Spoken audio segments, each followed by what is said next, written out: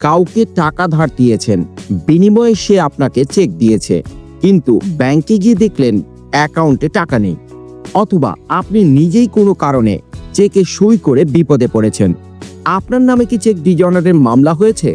এখন আপনার মাথায় ঘুরছে একটাই প্রশ্ন, জেল হবে নাকি জামিন পাওয়া যাবে? আমি অ্যাডভোকেট পলাশ মণ্ডল, Bangladesh supreme court.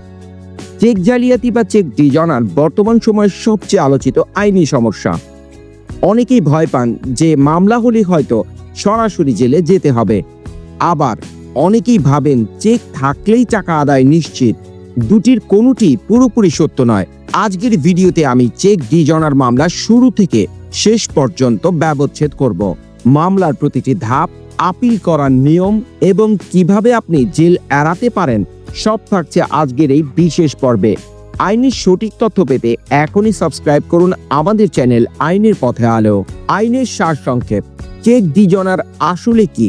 Check dishonour মামলার মূল ভিত্তি হলো দ্য নেগোশিয়েটেবল ইনস্ট্রুমেন্ট অ্যাক্ট 1881 বা এনআই অ্যাক্ট। যখন কোনো ব্যক্তি তার দায় পরিশোধের জন্য অন্য কাউকে চেক দেয় বা চেকটি ব্যাংক থেকে পর্যাপ্ত টাকা না থাকা বা অন্য কোনো কারণে প্রত্যাখ্যাত হয়, তখন এটি একটি অপরাধ হিসেবে গণ্য হয়। কেন চেক ডিজনার হয়? অ্যাকাউন্টে পর্যাপ্ত টাকা না থাকা বা ইনসাফিসিয়েন্ট ফান্ড, স্বাক্ষরের গরমিল থাকা, অ্যাকাউন্ট আগে থেকেই বন্ধ থাকা, চেকদাতা কর্তৃক পেমেন্ট স্টপ রাখা। একটি গুরুত্বপূর্ণ তথ্য, চেক ডিজনার মামলা কেবল সিভিল বা দেওয়ানি প্রকৃতির নয়, এটি একটি ফৌজদারি অপরাধ। তবে এই অপরাধের আপোস করার সুযোগ থাকে।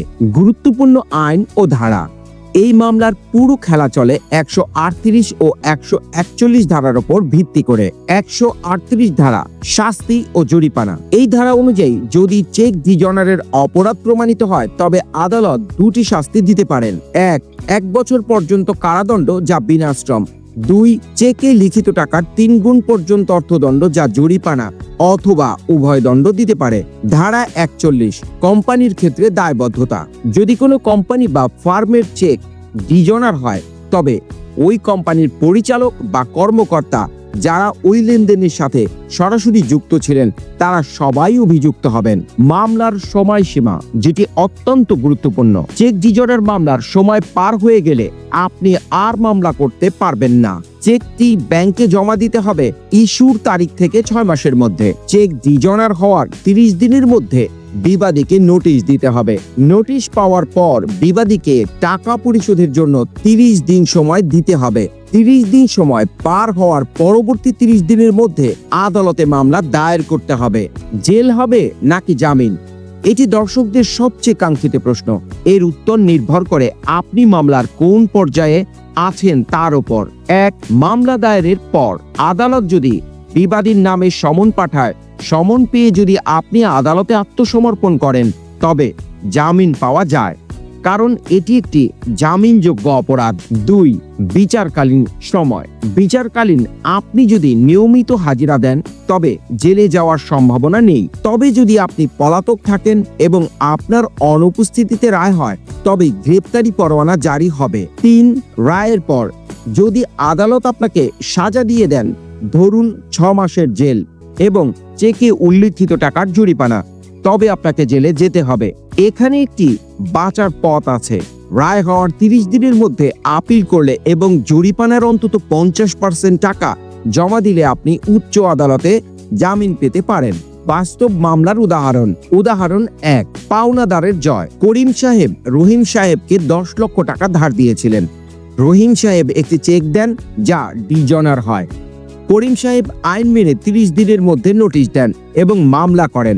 রহিম সাহেব আদালতে দাবি করেন চেকটি হারানো গিয়েছিল, কিন্তু করিম সাহেব প্রমাণ করেন যে তাদের মধ্যে ব্যবসায়িক চুক্তি ছিল। আদালত রহিম সাহেবের 10 লক্ষ টাকা জরিমানা এবং 3 মাসের কারাদণ্ড প্রদান করেন।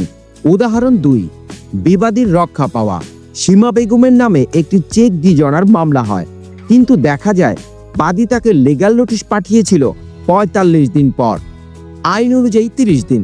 সময়সীমা লঙ্ঘন হওয়ার কারণে আদালত মামলাটি খারিজ করে দেন এবং সীমা বেগম জেল থেকে বেঁচে যান।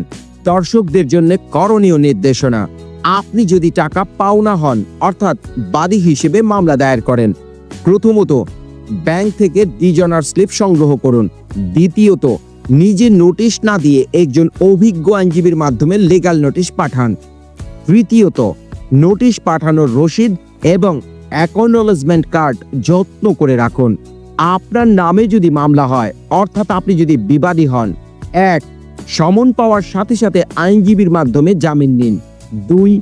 চেকটি সিকিউরিটি চেক হিসেবে দিয়ে থাকেন, তবে সেই চুক্তিপত্র আদালতে জমা দিন।